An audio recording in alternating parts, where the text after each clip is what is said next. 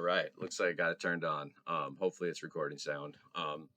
Yeah, so I recently discovered something called the Myers-Briggs personality chart. I think that's right, but basically it uses different letters to represent personality types. I recommend you look into it.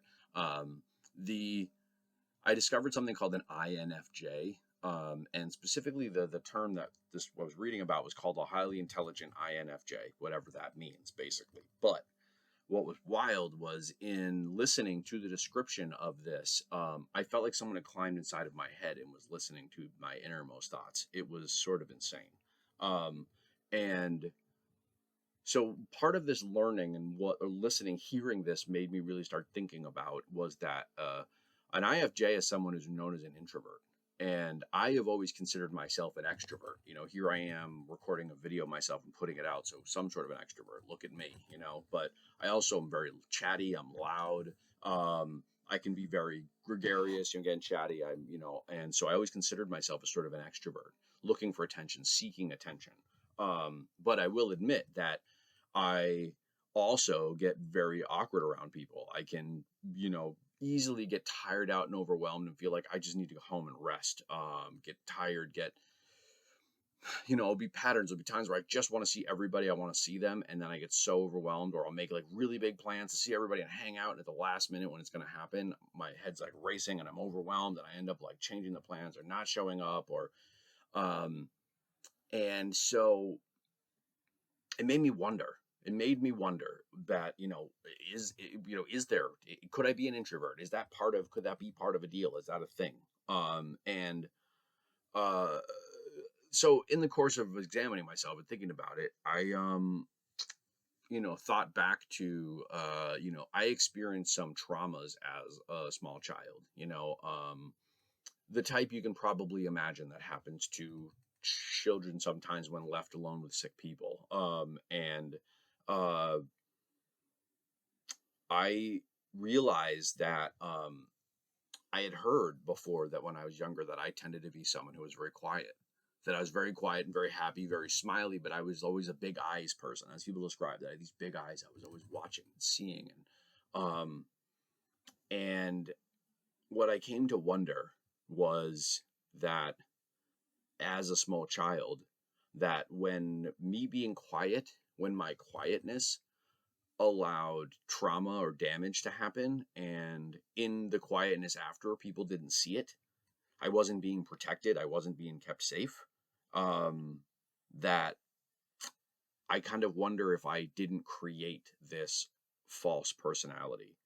I created a loud protector to take care of myself and the best way it understood, which ultimately I've learned is quite maladaptive. This is not the best version of myself when I'm in this, you know, um, yeah, the id, but this, can be very, I can rage, I can anger, I can need to be seen and be impossibly vapid. I can be impossibly needy. I can make myself the greatest, biggest issue that ever could be, and everything else in the world is small compared to what it is that this needs. And that's kind of this personality. It's sort of this incredible wound. It's this incredible hurt screaming out, saying, is anybody noticing? Do you see what is going on here?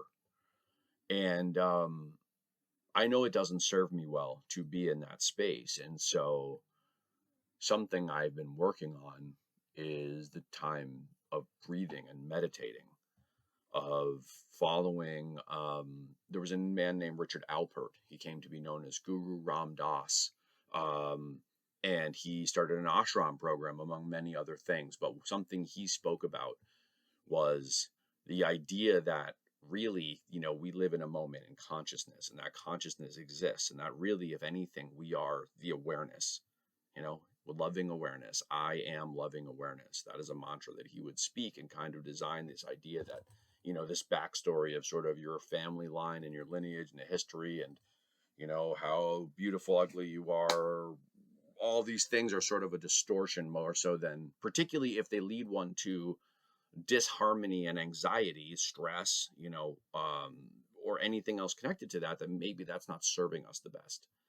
And so I can't decide what's going to serve you best or anyone else, but I will tell you that those kind of spaces help me to quiet and helps me to work more from that introverted space and realizing that that really is more of my true self.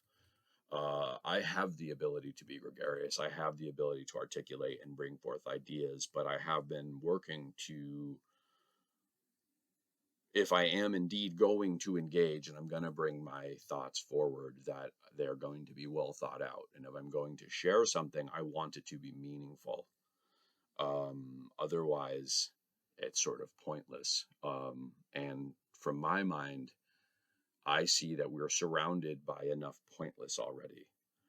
There are so many things that are leading only to damage, that are only leading to hurt, that are only leading to a reciprocal message of pain, sort of like a malware file that's sort of gotten implanted within our own culture, and we just keep reproducing it, re-representing it, in the fractal that we are. The smallest represents the largest, and so on forever. But I just thought I'd share that. It was pretty interesting when I realized, and so you know, um, yeah. But I love you all. Thanks for hearing me out.